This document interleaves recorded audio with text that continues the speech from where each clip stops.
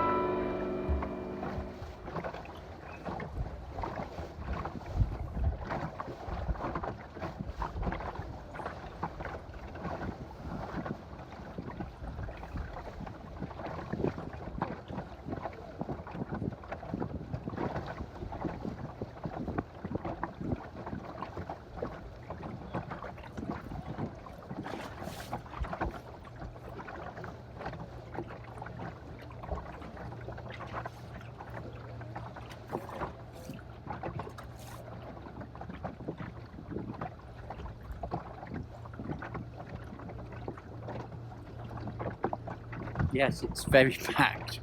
Fortunately, we're all going with the wind and the tide, and I think we all know what we're doing.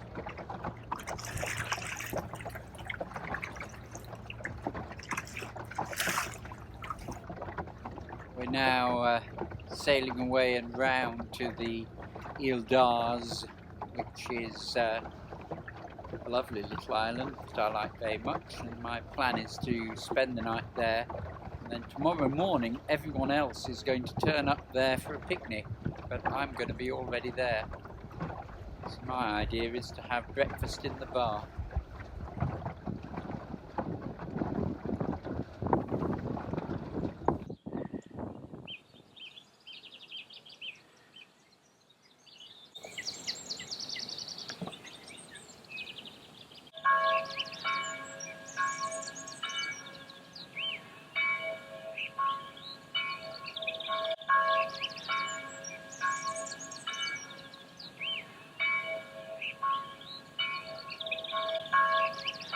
We've just dried out on the beach in the last half an hour. I've propped the boat level, so I'm just about to have some tea and then make some tea, and then I'm going to go ashore and see if the bar's open. I think it's probably a bit early yet. This is a chart of the Golfe du Morbihan. The Bay of Biscay is down here. The tide runs in through the entrance and through between all these islands, which is where we sailed last night, all the way round there and up here to the Ilur, just there. There's a debate whether it's called the Ilur or the Ilur, but the Bretons call it the Ilur, and so do I.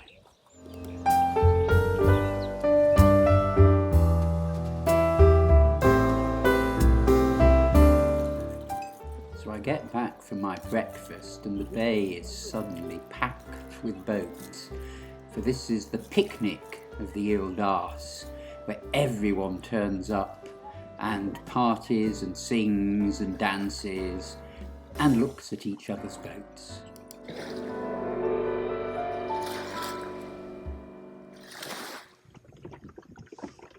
The next morning I get up early and I sail out of the narrows of Port Anna with the rest of my flotilla 2, and we tack and regroup and join together and then sail deep into the muddy shallows of the Gulf.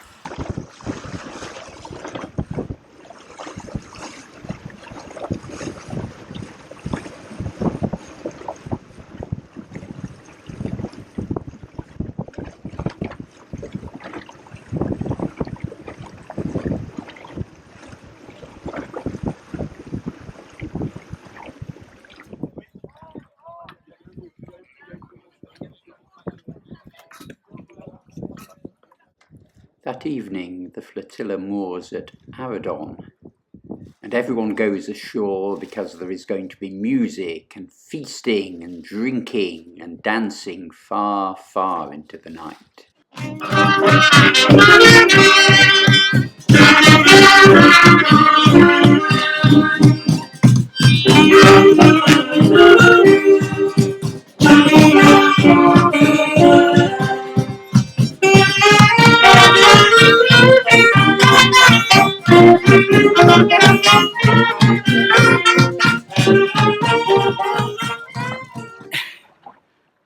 Well, I've just spent all morning with the film crew on board, so there's been rather a gap in this filming.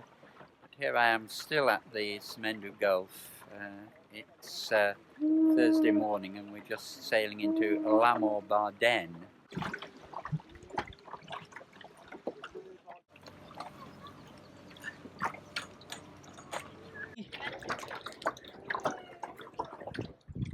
So I've left the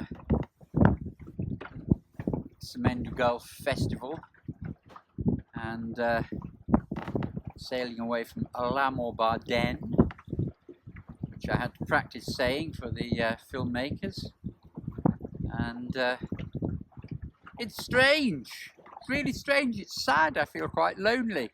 I've spent the morning with 3 people on board the boat, including a cameraman and a sound man and the nice young interviewer and all that, and then of course surrounded by lots of other boats, and suddenly there's just me and a foul tide, and it's really strange. You sort of think, oh, what's happened? Oh, yes. So just me and Avel Dro and a foul tide.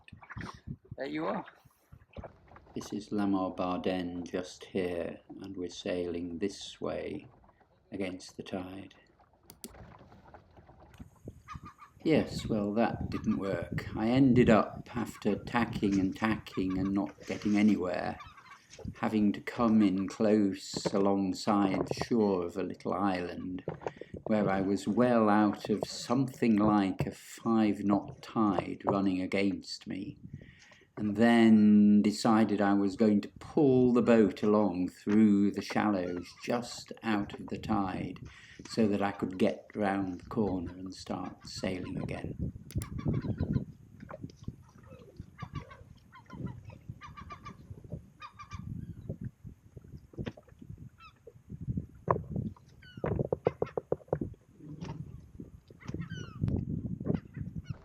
Here I am, just here in this little channel, and I just need to get over that way against the tide.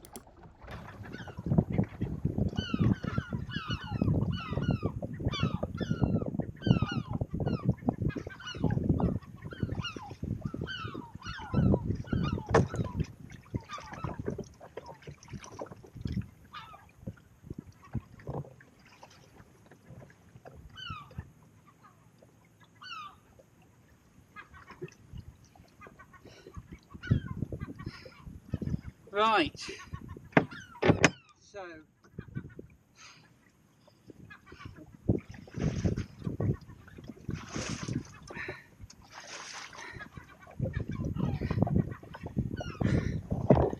current changes to the other side of this headland, and I don't hoist the sail because she'll just get set backwards, so I'm going to have to row. What's happening here? The reason I'm moving so slowly is this is actually rocks. I'm on lots of jumbly granite rocks and I can't see where they are because of the seaweed. So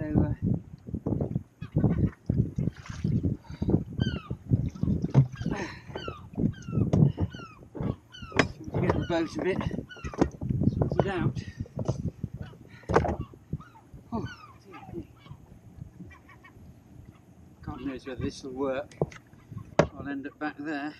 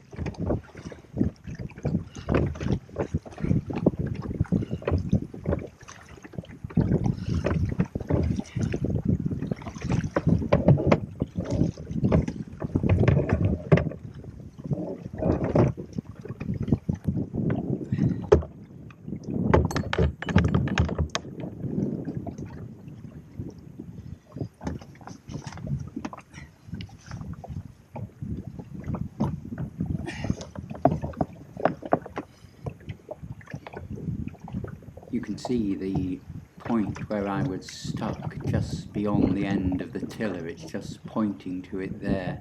So I've just rowed clear of the corner into this channel where the tide is actually still against me, but hopefully I have space to sail against the tide and tack round the corner.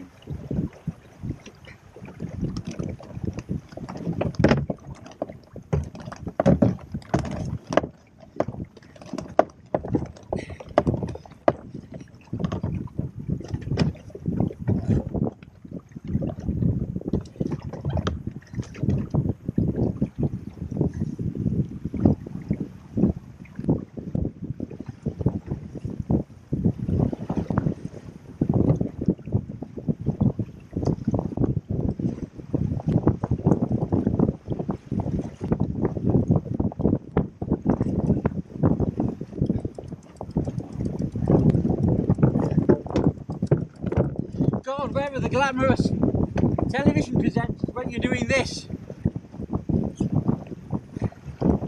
Whew.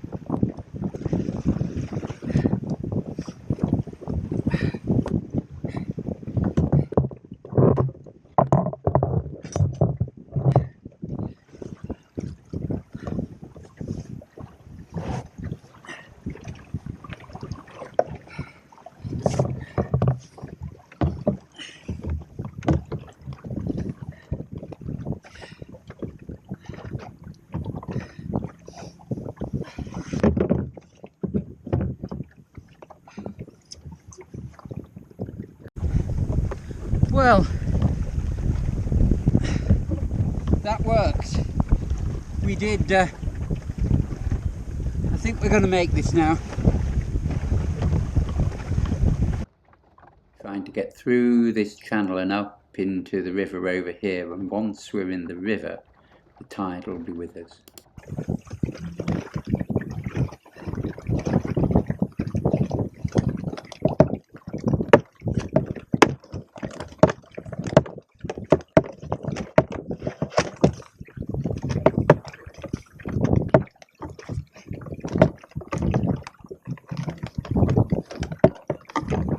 Rehoisting the sail to get the luff more tight, and also so I can see underneath it now that I'm out of the main tide here.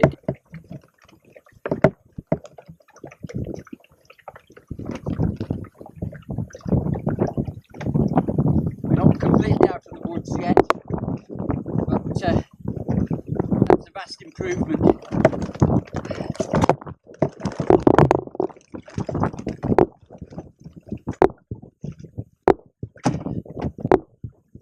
Don't go dinghy cruising. You're not prepared to get your feet wet.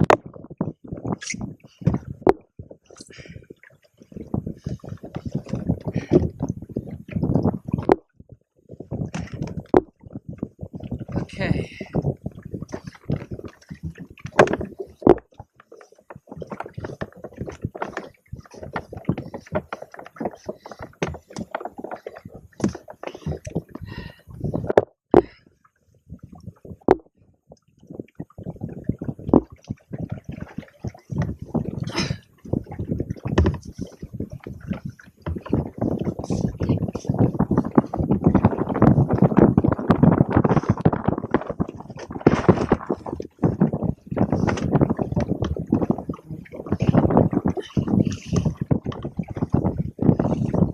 This is in an oyster bed, hence all these posts.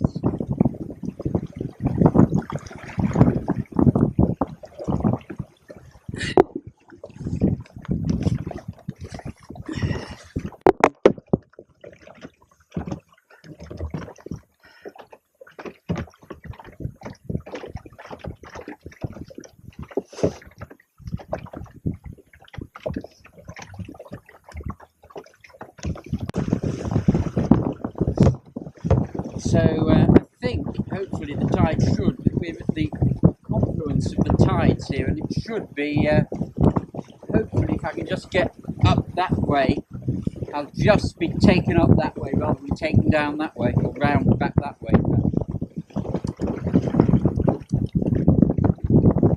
the hope. Oh.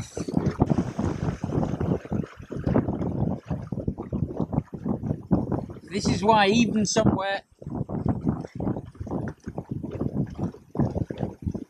easy and sheltered like the Golfe du Morbihan, you need your boat sorted out.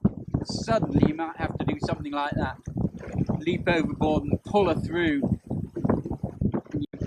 When you're doing that, you want everything to be pretty well sorted out.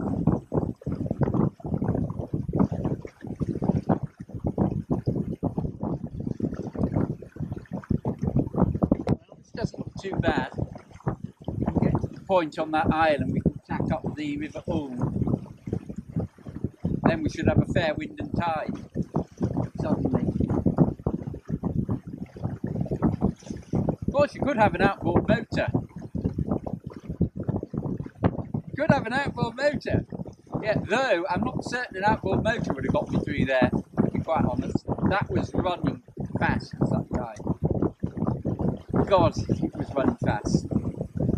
I find my language has deteriorated.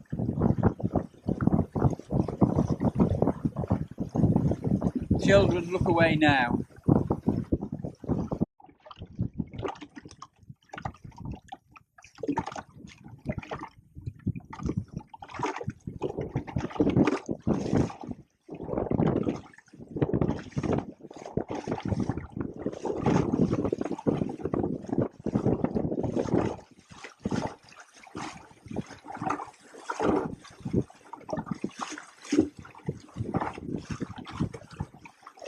So the moral of today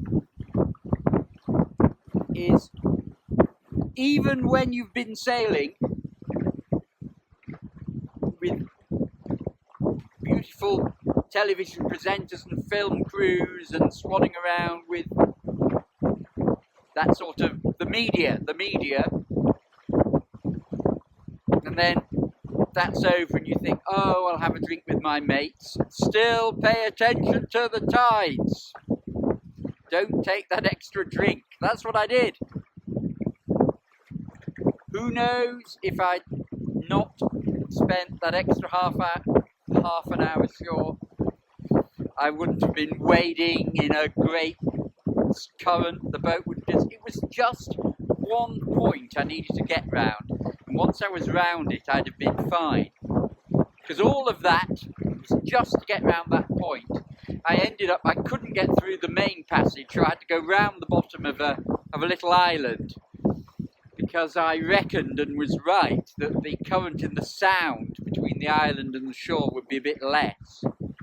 But by the time I'd faffed around getting through there and trying to do it under sail, probably wasn't any less. But then, of course, the tide in the main channel would have increased at the same time. And it's this thing, as soon as you get into difficulties, it causes delay and then the tide gets worse. And you end up in this negative feedback loop.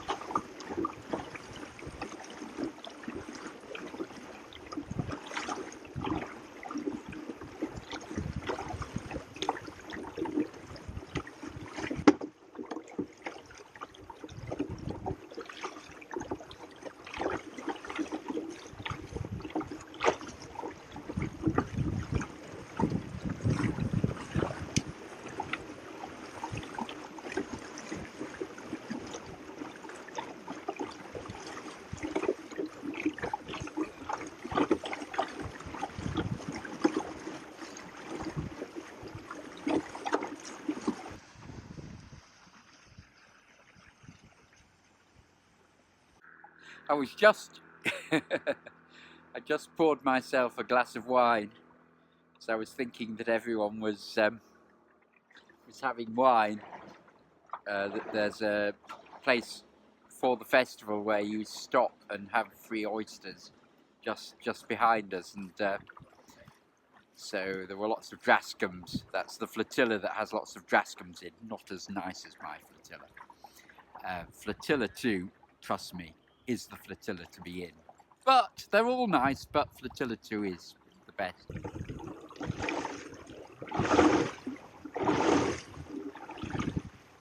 So I poured myself a generous measure, as one does when sailing along in France. And then, of course, I suddenly remembered I'm going to be driving this afternoon because my car's just there. So I poured half of it away and poured myself some water instead. This is what happens if you mix normal life and sailing. These videos I do are about mixing your sailing with a normal life. It's something you can do at weekends.